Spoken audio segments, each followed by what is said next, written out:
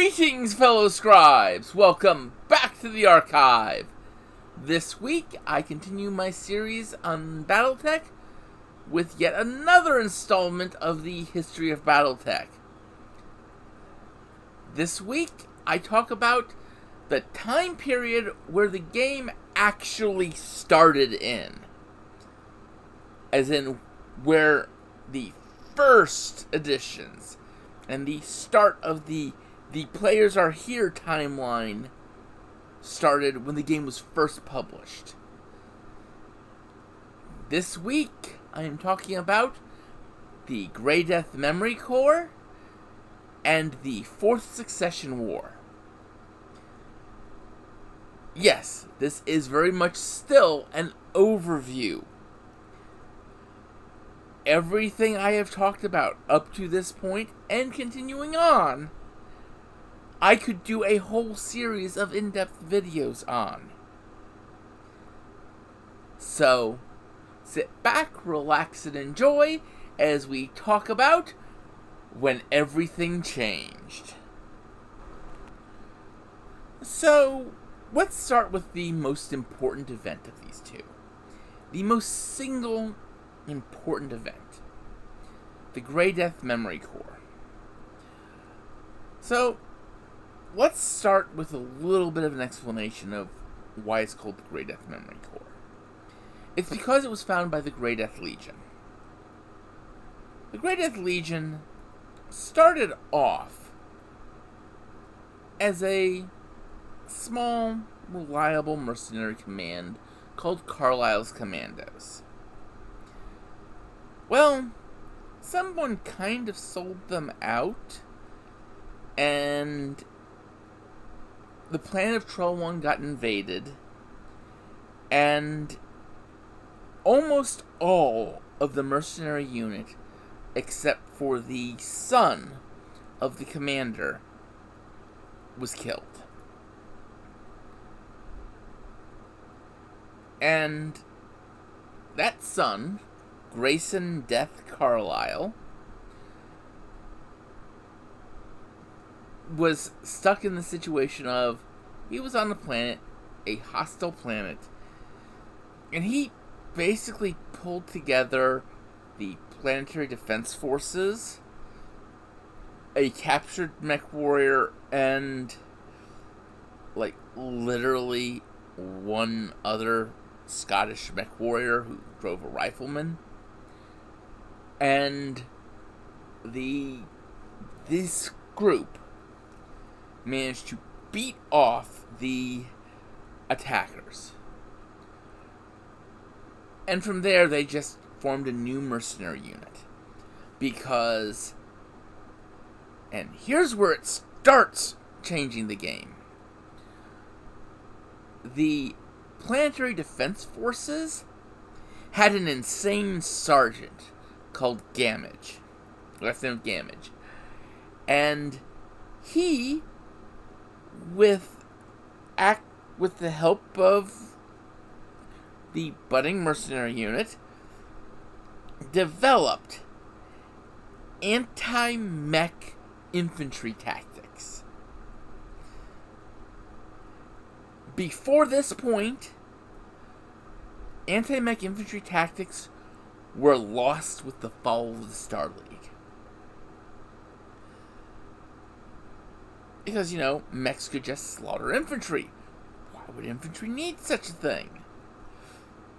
How would they survive to use it? Exactly. And so, from this, the Grey Death Legion was formed. So you had 3 mechs and a bunch of infantry. From there, they went to their next major job, where they were helping, well, basically cadre duty on a planet. It was meant to be an easy job. Well, they got attacked by the same Karita forces and had to take a planet that mostly had aggro mechs, non-combat mechs.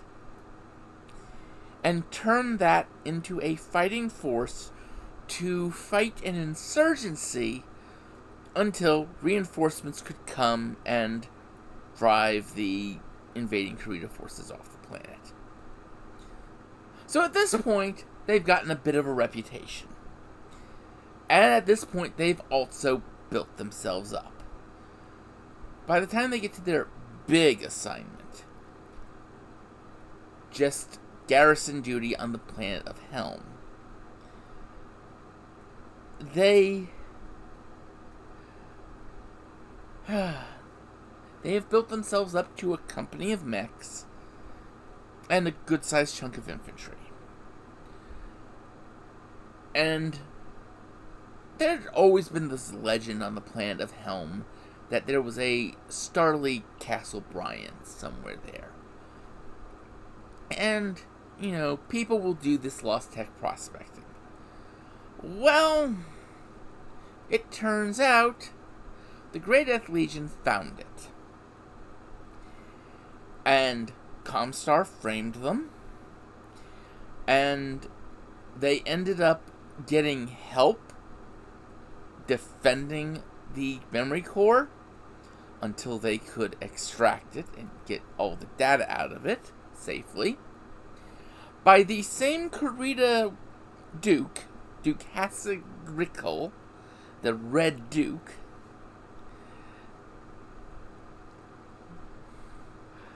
they used this time to get all the data out and blew up the actual Castle Brian. But what happened after that is what's interesting. They chose to give away the memory core data. Oh, they didn't give it away to any one nation. They gave it away freely to anyone who would take it. This means it made it to the Lateran Commonwealth. The Lateran Alliance. The Draconis Combine. Free Worlds League. Federated Suns. Everywhere. Everywhere got it. And this was data. This was massive amounts of data. It would actually still be being studied and new technology rediscovered from it 40 years later, is how major it was. Data in it would allow the Inner Sphere to once again be building warships. Not just, repairing them if they found them, but actually building new ones. Would allow them to begin building new drop ships and jump ships. But most importantly, it would allow the construction of new mechs. And with what was coming, this was important. Now, not all new mechs originated thanks to stuff from the Grey Death Memory Core. Out in the periphery, the Outworlds Alliance, a basically agricultural, fairly technologically regressive periphery faction, they cobbled together and built the first brand new mech in centuries, the Merlin. Now, the Federated Suns had previous to this opened up the New Avalon Institute of Science. Hans Davian had this goal that he wanted to kickstart a technological renaissance of the Inner Sphere. And part of that was the creation of NACE, the New Avalon Institute of Science. And when the Grey Death Memory Core fell to there, they started work on it immediately. Among the things as a result of this were the Hatchet Man and the Wolfhound. Now, the Capellan Confederation also devoured the information in the Great Earth Memory Core hungrily. And they produced two things at the same time. First, they produced a brand new mech, the Raven. This was after, of course, their first new mech, the Cataphract. But the Raven was special because the Raven featured the first use of electronic warfare equipment in centuries. It was not as good as later technology, but it was better than anything currently in the Inner Sphere. And they got it ready just in time for the Fourth Succession War. One of the most significant events in any sort of feudal society is when two great kingdoms merge. And these are usually done with marriage. And the marriage of Hans Davian, first Prince of the Federated Sons, and Melissa Steiner, the heir to the archonship of the Lateran Commonwealth, was one of these great moments.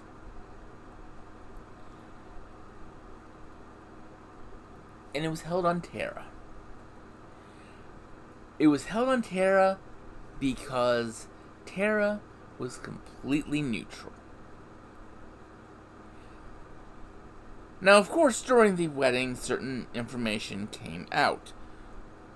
It was actually during this, for instance, that it was discovered by some people snooping in places they probably shouldn't have been, that Comstar had an army.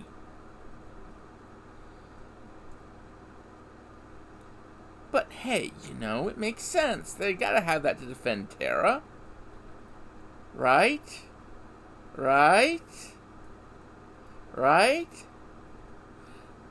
Well, yeah, that kind of information got out. Not immediately. It was still kept secret among the Federated Sons and their appropriate allies. But the big event. After the wedding ceremony, at the reception,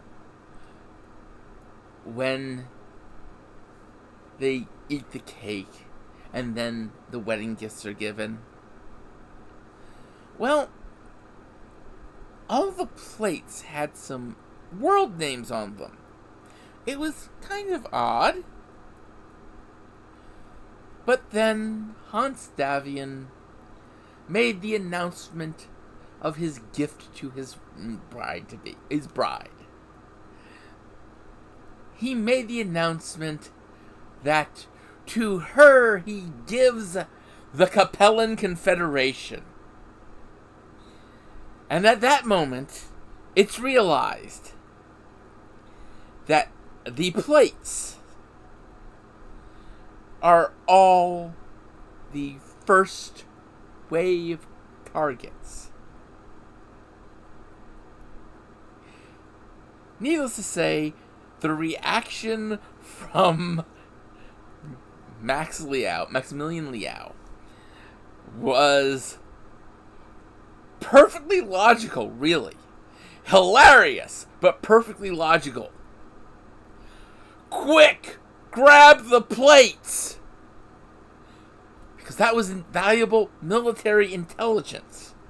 Really, it really was. I miss those days. Needless to say, the setup for this had been well placed. Hans Davian had a man on the inside of the Capellan Confederation, someone impeccably trusted by Chancellor Maximilian Yao. That person fed him data. He fed him information about where the Mace was developing a new and improved Myanmar based on Starlight technology. It kind of left out some details of it, like that there was a gas that, as soon as the mech took damage, would cause the Myanmar to freeze or burn up. But, hey, can't have everything, right? And this Myanmar was put onto a large number of mechs. It made the mechs faster, stronger. So it was obviously a better Myanmar. Why wasn't the Federated Suns using it? We'll get to that. Certain destabilizations were made as well. The particular inside man managed to secure connections and the loyalty of Maximilian's heir apparent daughter, Candice Liao. And other things began happening. Now, of course, during this, while the Federated Suns were hitting the Capellan Confederation, the Draconis Combine was using its brand new unit, the Genosha, and it was fighting the Kellhounds on the Draconis March. The Laterans were also pressing heavily onto into both Merrick and Kurita, because in response to the whole declaration of the marriage between Hans Davian and Melissa Steiner, the other three great houses had formed what was called the Capitan Alliance, where they were basically pledging mutual support to each other. So you had basically two nations each fighting two front wars. You had the Lyrans fighting Merrick and the Combine.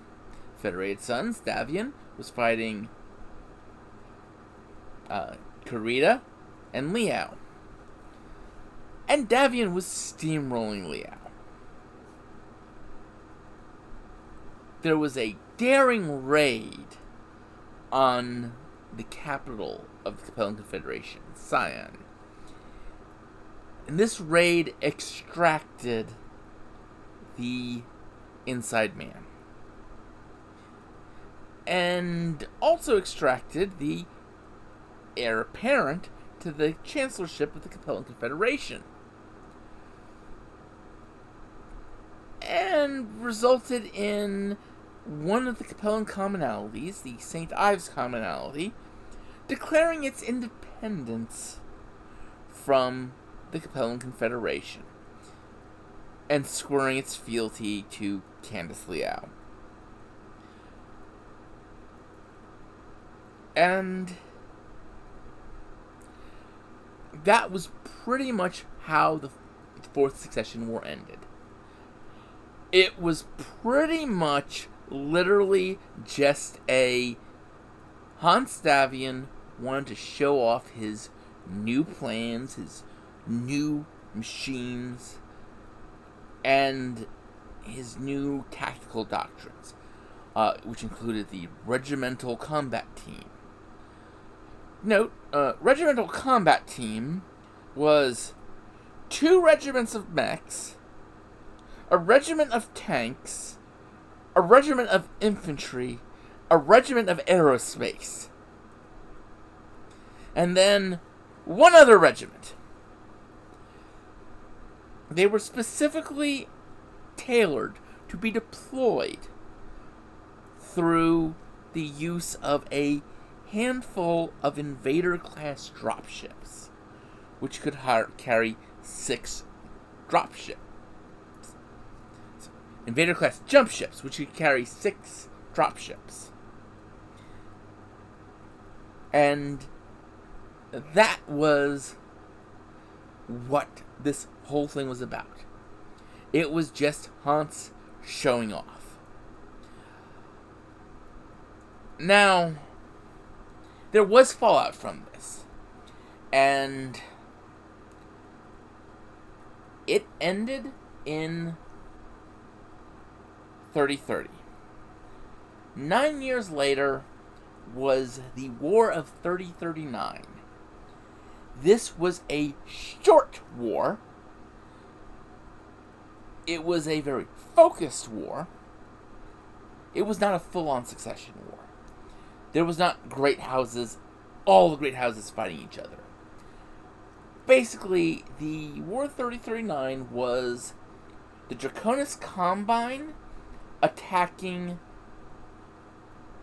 the Davian portion of the Federated Commonwealth, the new super nation formed by the merger of the Lateran Commonwealth and the Federated Sons, while Merrick was attacking the Lateran portion, and the Confederation was still licking its wounds from the Fourth Succession War. It did some raids and some opportunistic grabs, but it didn't significantly take much. And during this, Comstar decided to help the Combine. They sent shipments of special mechs, Star League mechs, to the Combine. And these mechs were, for the most part, downgraded. For the most part. Some bits of Star League tech slipped into them. But the War 3039 was more than just this. More than just this kind of sparring. It was with the lost tech that had been developed. Gauss rifles, LB autocannons, ER large lasers, Streak 2s, all this stuff that had been rediscovered and redeveloped. It was kind of a oversized field test of all this new technology. Mechs were getting field refits as new tech came out. Sometimes it worked, sometimes it didn't. And this was just a massive bit of tech experimentation. And one reason why no one at this time bothered trying to mess with Comstar, even though thoughts had been made to do so, is first, Comstar interdicted the Federated Sons and Lateran Commonwealth during the Fourth Succession War. They had to operate on messengers and pre-prepared plans to fight the war. Officially.